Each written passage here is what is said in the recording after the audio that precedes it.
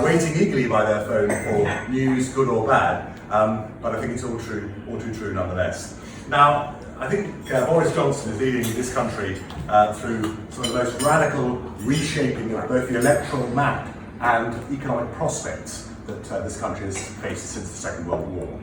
It is barely 18 months ago that he was the all-powerful figurehead leading the party to a massive election victory, securing the highest vote share for any party since 1970, the largest Conservative majority for over 30 years, and winning 20 constituencies amongst that fabled Red Wall that the opposition Labour Party had held since the 1930s or before.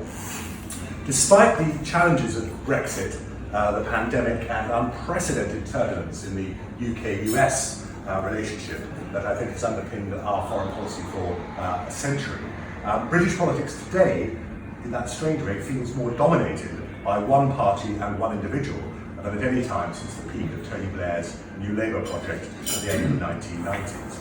But the key thing I think to remember is that nothing is forever, particularly in electoral politics.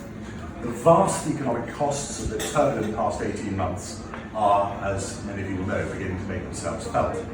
Amongst developed nations, the UK's economic contraction has been the most severe, and its recovery has to date been slower and more fitful than most, despite hugely costly mitigating measures.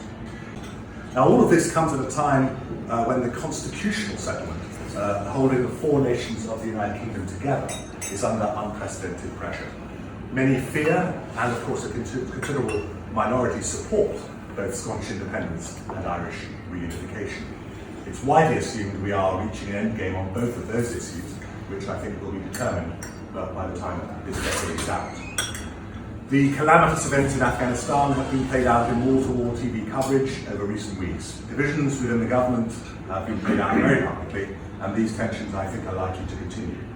All of this raises broader issues about Britain's place in the world, the practicalities of global Britain, and what getting Brexit done actually means.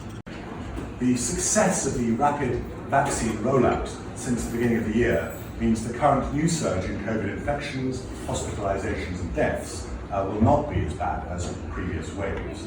However, as this momentous year draws to a close and Britons remember just how cruelly last year's Christmas was cancelled at the 11th hour, owing to pandemic pressures, there are of course increasing fears of supply chain chaos. Delays in gifts arriving via container ships is one thing. The unexpected and acute shortages of foodstuffs and normal luxuries would, I think, be another. But there is also now, I think, some evidence that the vaccine effectiveness wears off more quickly than anticipated. Booster jabs and alternative strategies to mass immunisation may be urgently needed. Failing all else, the prospect, I think, of renewed lockdowns this winter loom large in the minds of many senior figures in both Whitehall and Westminster.